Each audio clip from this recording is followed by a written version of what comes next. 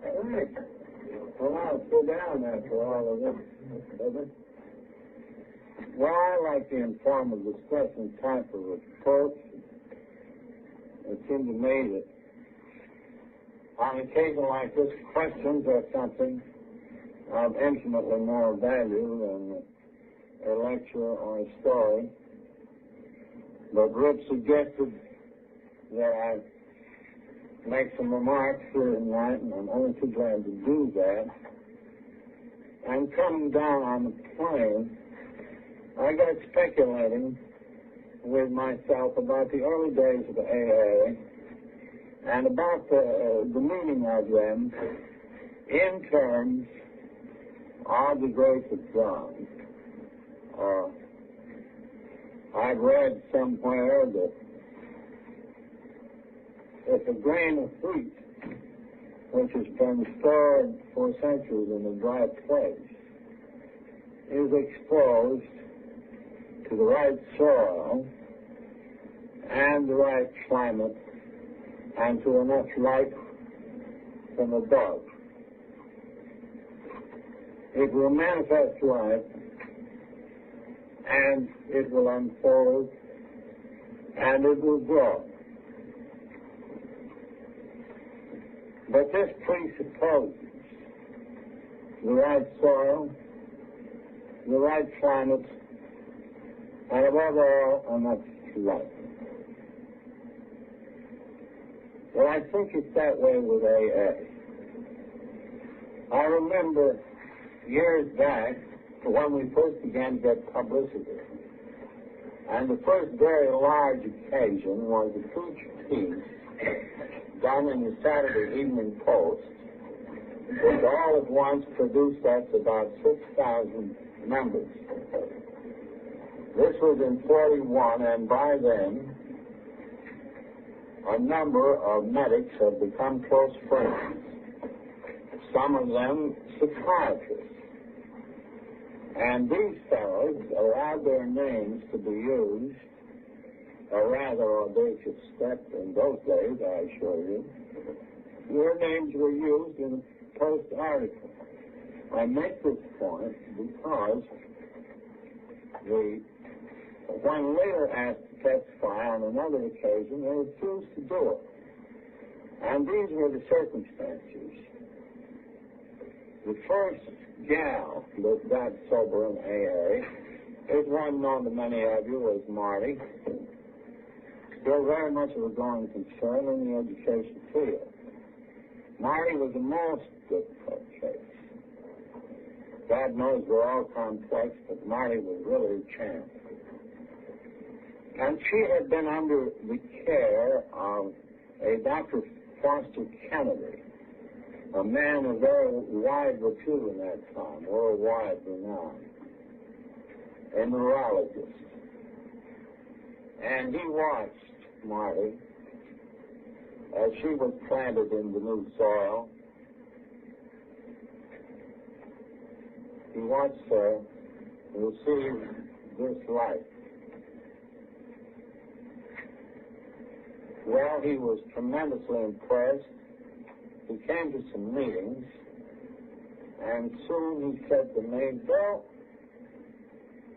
would it be possible to have 2 or 3 of the psychiatrists in institutions who have seen recoveries of very grim cases, people that you say are friends of yours and who have testified for you in the Post piece? Couldn't we get a group of this sort to come to the Academy of Medicine and explain what they have seen? Well, we thought this was just great, because in those days there were few friends indeed. So joined by these people, by reason of Dr. Kennedy, well, what could be done? So one by one we went to them, and we said, would they come to the Academy? And we supposed they would. After all, some of the Canada glory could brush off, and they were friends anyhow, and they proved it, so why not?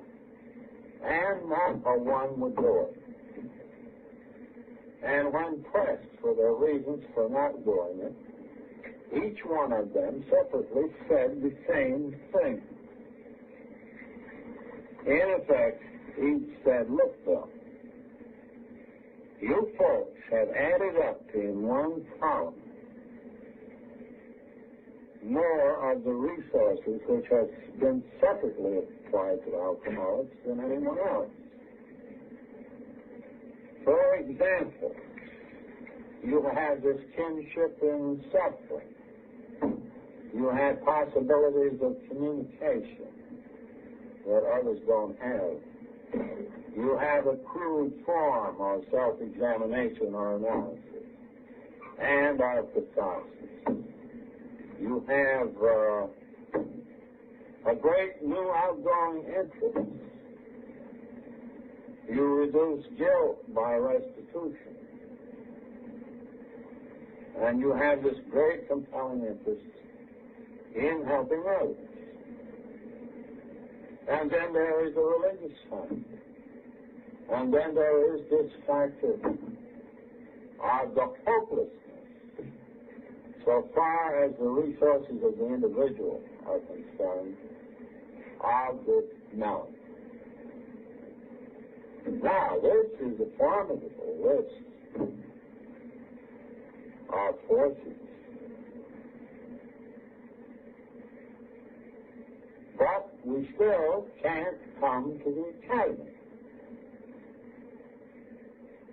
Well, why not? Well, said they, we see in AA sometimes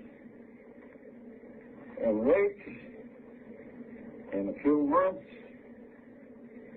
shifts in motivation that even the sum of these forces couldn't begin to account for, because we all too well understand the difficulties of this compulsion, to settle compulsion. And the sum of them won't add up to the speed of these transformations in these very grim cases. So for us, there is an unknown factor at work in AA. And among ourselves, being scientists, we call it the X factor. We believe you people call it the grace of God. And who shall go to the academy to explain the grace of God to God's Father? No one can. And we simply aren't wrong.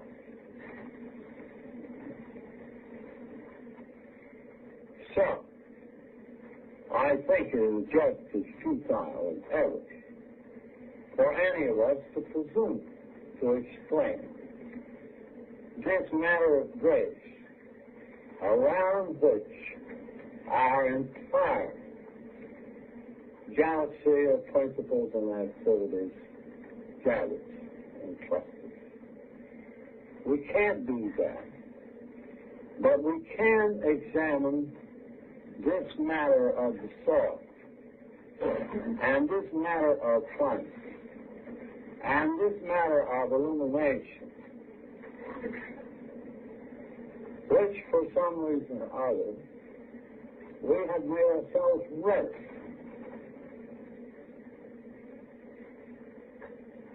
Clearly, God's grace is through all. So it might be said, why haven't alcoholics sobered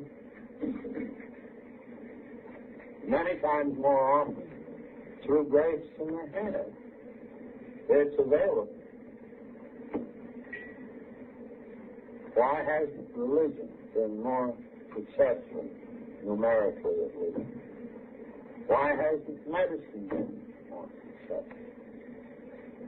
How is it that laymen seem to be doing this thing. So I would like to tell a story depicting, at least as it seems to me, what the soil is, what the climate is, and what the life is. These things of which we have been placed in such treasured possession. There is no doubt that in an ordinary sense of time, A began in the office of a psychiatrist. And we might be mindful of this when we criticize people in this profession. Of course, for most of us, the origin is 2,000 years old. For some of us, perhaps older. But I'm speaking of the situation in an immediate sense. How was it precipitated, this thing? This, too, is a matter of conjecture. But here's how it seems to me. There was a certain businessman of great attainment. He's cut down by the ground. He runs the gamut of treatments in this country. And this would be in the year about 1932, when he was just about at the end of his tether. So he went abroad and became a patient of Dr. Carl Jung. And as all of you know, Jung was one of the founding fathers of the art, I prefer that instead of science, of psychiatry. And Jung, Adler, Freud were the three founding fathers. But of these, only Jung seemed to think that man is something more than $2 worth of chemicals, a bundle of instincts, and an uncertain intellect. Jung said,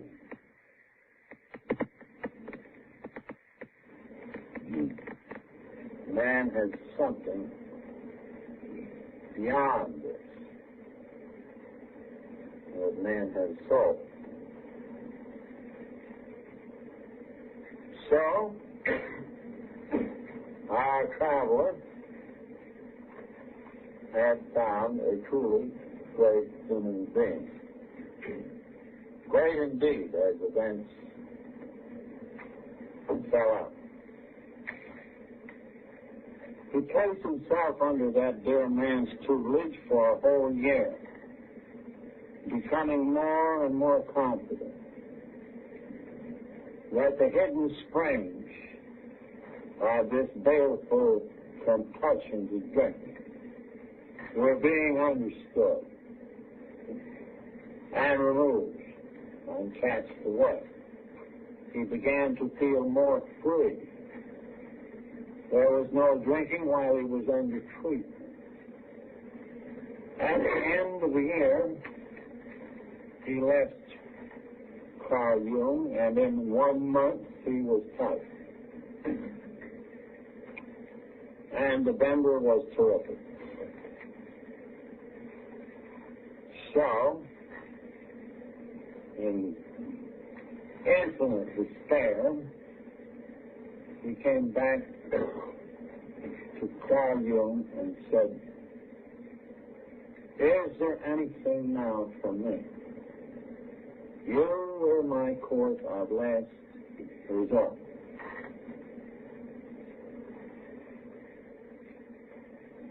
And this great man said, "Roland, I thought for a time after you first came that you might be one of those rare cases in which my art has been helpful. Otherwise, I should not have encouraged you to stay. But alas, I'm obliged to conclude that you are not, and that there is nothing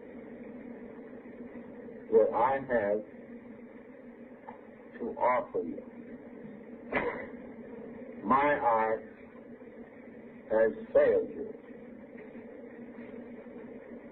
I need not say that coming from a man of his eminence,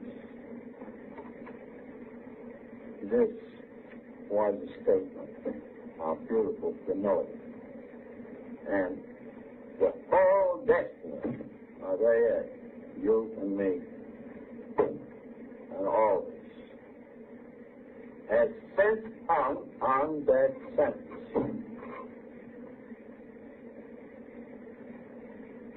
So then has it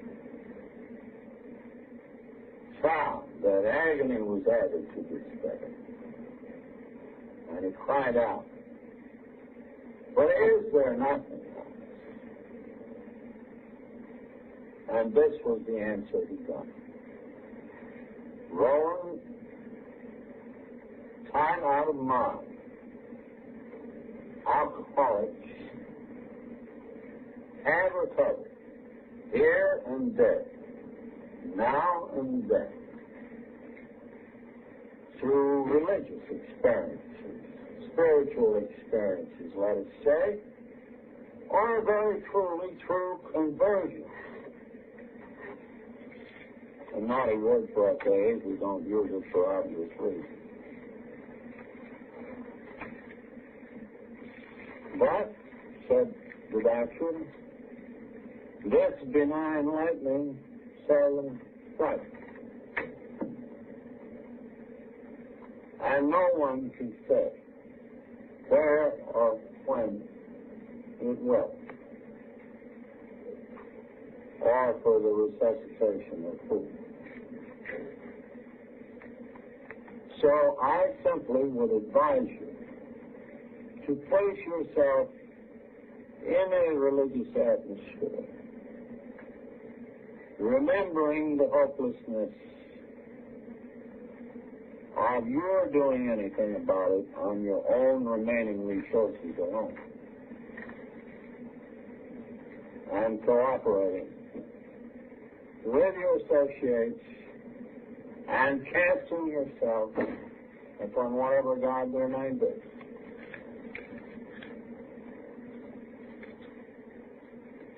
So Rowan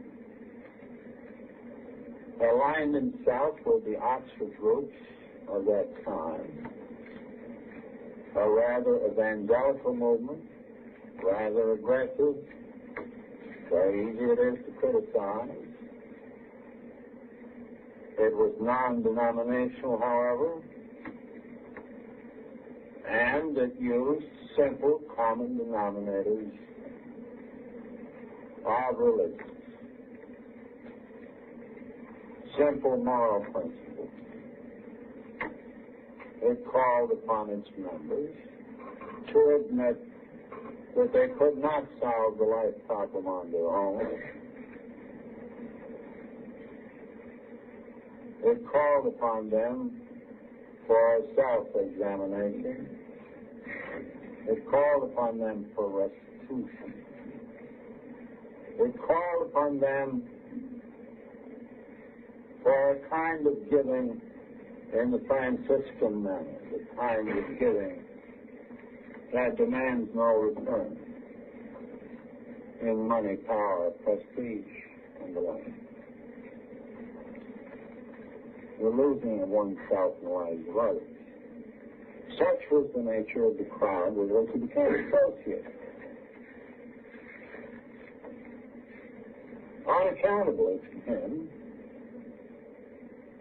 the obsession to drink left.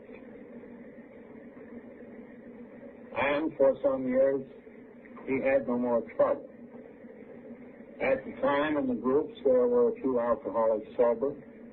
There's one now at Ann Arbor that goes back to that time. an old friend who never became an AA, sobered up in the action group. So Roland returned to America, and the groups here in those days were headed by an Episcopal clergyman called Sam Shoemaker.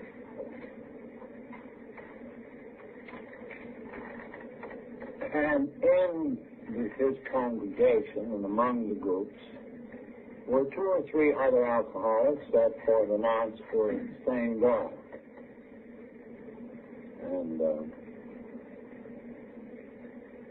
Hazard had a summer place near Bennington, Vermont. And these friends, one of them son of a local judge, and himself an alcoholic, described the plight of a boy who was a school-time chum of mine, Ebby Thatcher. And Ebby had been deteriorating horribly. There were summer folks in the town above Manchester. Ebby had run his car into the side of the farmer's house, pushed the wall of the kitchen in. The door could still be open to the car.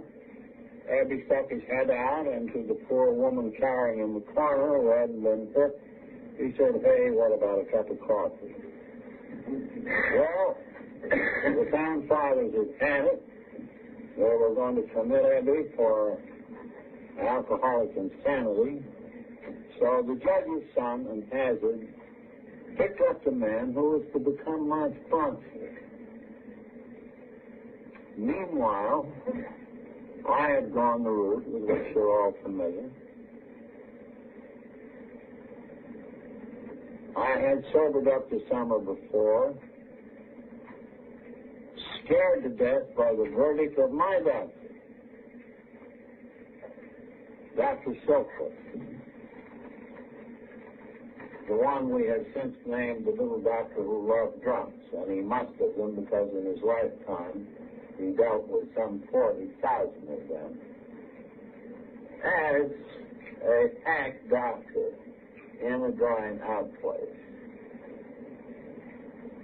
And he had an idea that this thing was an illness, having several components: a spiritual illness, a moral illness, and also a physical illness.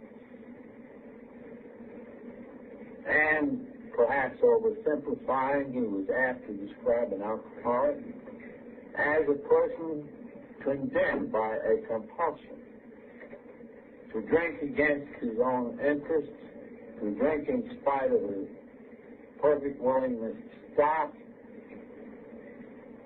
and that this drinking was coupled to an increasing sensitivity of the body, which, if the drinking went on, guaranteed his insanity and one day his death. So this sort of a sentence had been spoken to Lois at long last by my doctor, Dr. Silkwood. So, you see, the saw was under preparation. We were beginning to learn a little more about training. Ebby and my other friend Roland had received a considerable amount of light.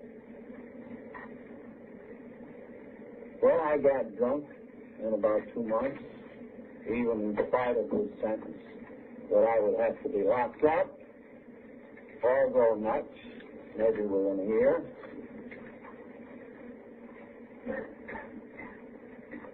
And then my friend Ebby, who had been brought to New York from Vermont, who had unaccountably sobered up for the time being in the active group, came to visit me, but I too was in great despair. Despair is a primary ingredient, indeed, of this sort. In the medical jargon, we might call it deflation of debt. Some deflation, huh? So Eddie came to see me. And he pitched at me this list of moral, you might say, cliches. Nothing so new about that. I was in favor of honesty. I was in favor of helping other people. I was in favor of practically everything he had to say, except one thing. I was not in favor of God. For I had received one of these magnificent modern schooling, scientific schooling, that assured that by a series of stages, picking up implements from somewhere, as they went along, I could be traced back to a single piece of ooze in prehistoric seas. And this was my faith. And science was my God. So along comes Abby.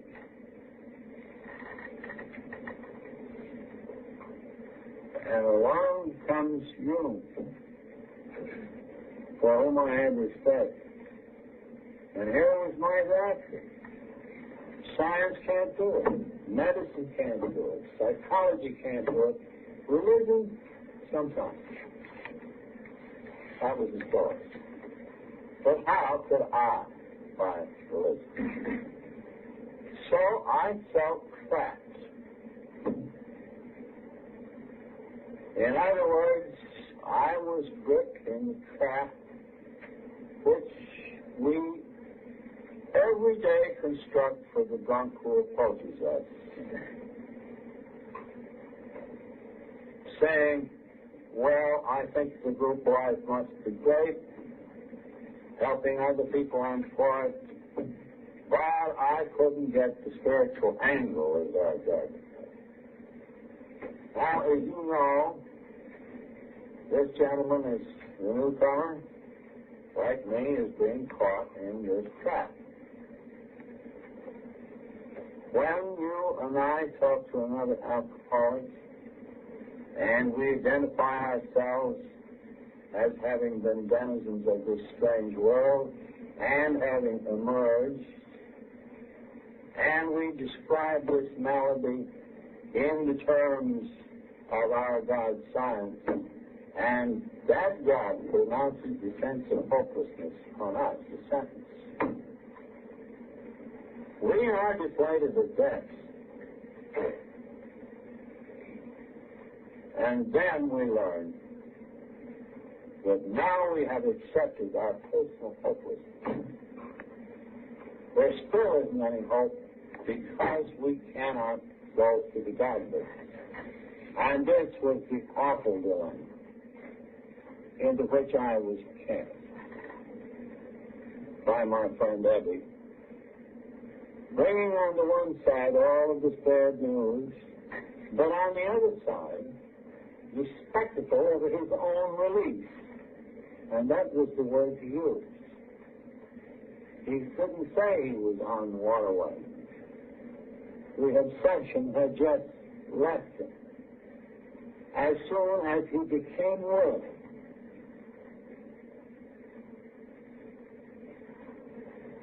to try on the basis of these principles. And indeed, as he became willing to appeal to whatever God there might be. And this was reducing the theological requirements an awful lot. Well, I went on drinking about 3 weeks, and in no waking hour could I forget the face of my friend as text of release as I looked out through a haze of gin into his face as he pitched this synthesis at me. A conversion experience is not for me. I'm an obstinate Vermonter. Besides, I can't die. People say to me, have faith, and I believe I'd have faith if I could have it, but I can't. But anyhow, I'll go and get dried up. So I went to the hunt. I must have had a little optimism because I came in with a bag of beer. I tried to share it on the subway up. I was waving a bottle. Dear little Dr. Silkworth came out, and I yelled at him, this time, Doc, I got it. He said, I'm afraid you had, Bill. You better get upstairs and go to bed.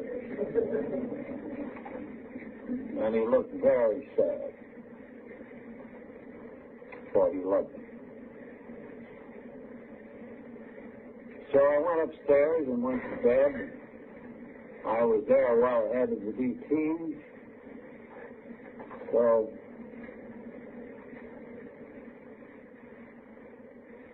in about 3 days, I was all in the clear.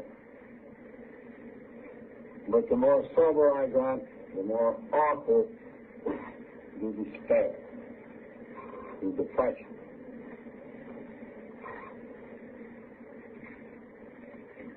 So I think it was the morning of the third or the fourth day that my friend Eddie showed up in the doorway.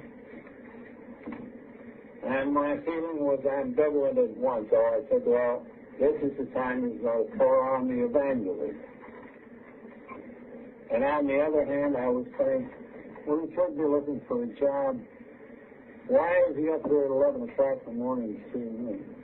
He does practice what he preaches. So, Eddie knew my prejudices.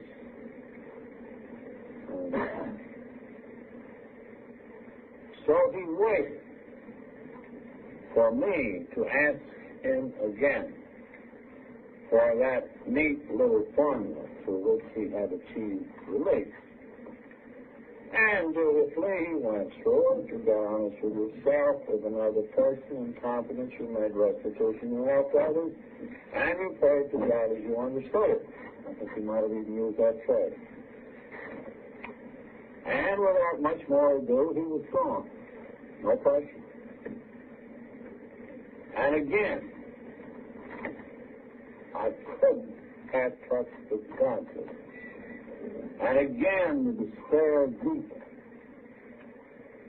until the last of this prideful obstinacy momentarily was apparently crushed out.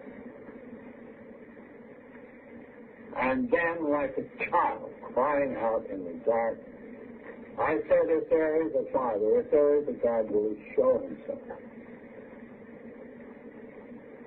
And the place lit up in a great glare of wondrous white light. And then I began to have images in the mind's eye, so to speak. And one came in which I seemed to see myself standing on a mountain. And a great clean wind was blowing. And this blowing at first went around, and then it seemed to go through. And then the ecstasy redoubled, and I found myself exclaiming, I am a free man. So this is the God of the preacher. And little by little the ecstasy subsided, and I found myself in a new world of consciousness.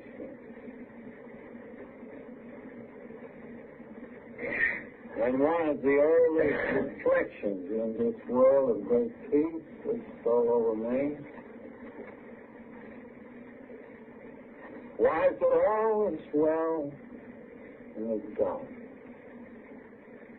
I am a part of his cosmos at play.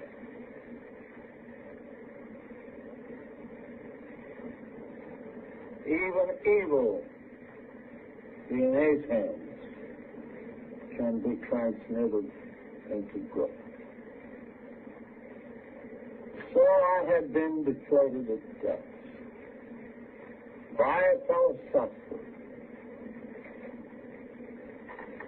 who used the scientific verdict to deflate me, who used his ability to communicate me through our kinship of common suffering, and who made the example of a person who practiced public faith. So then, to me, here indeed was the source. Here was fun. And God knows the life is bright.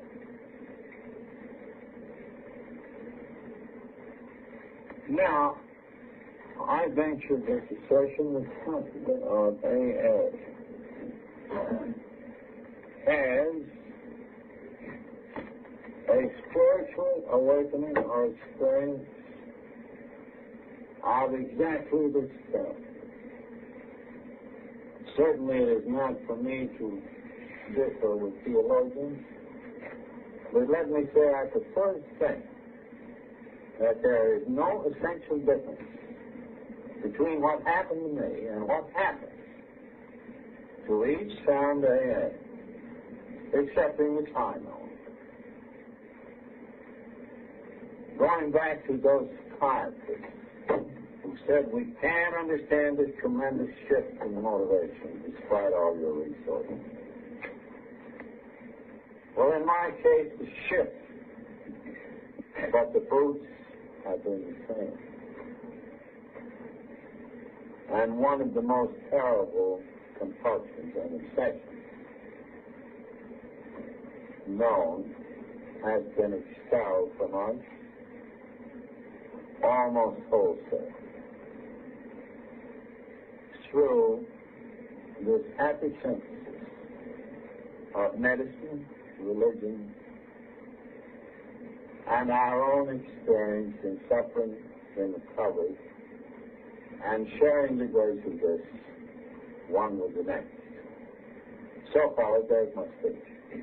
I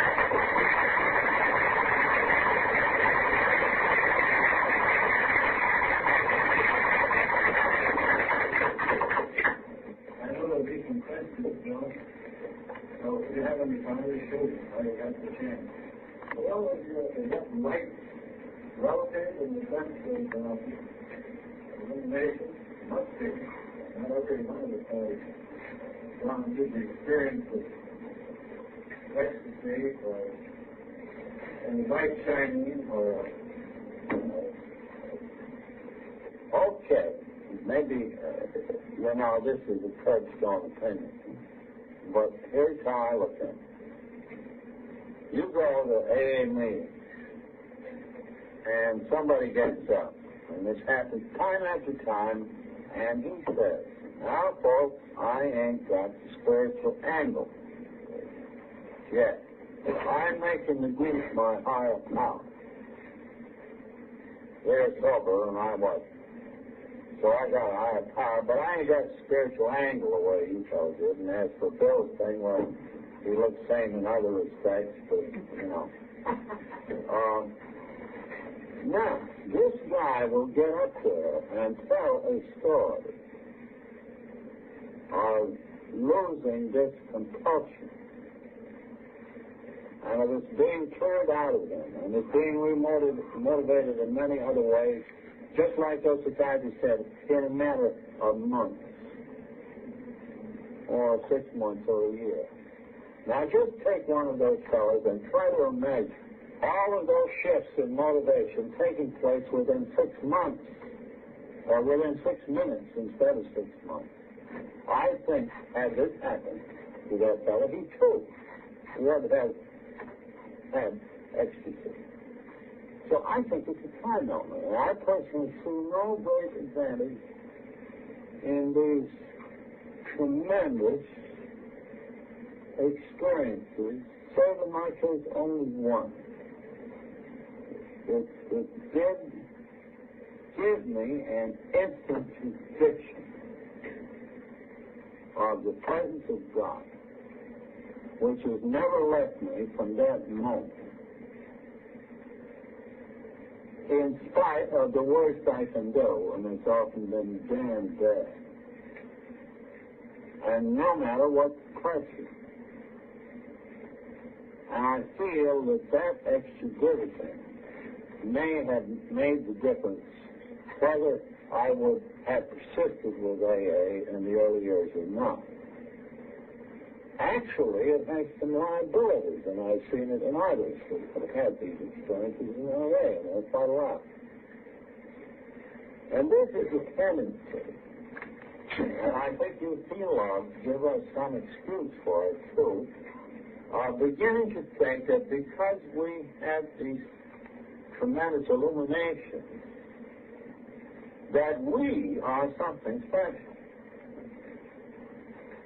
So you begin to develop a kind of a paranoia alongside of a perfectly valid experience. And this is just what happened to me. I damn near botched up the whole work by coming out of this, working furiously with drunks, and before anybody had been sobered up, I got so far off base as to loudly declare one time to an audience by no means spellbound that I was going to sober up all the goddamn drunks in the world. Now that is still paranoia, if you will. So, don't long for the illumination. I think you have to have the experience that's appropriate.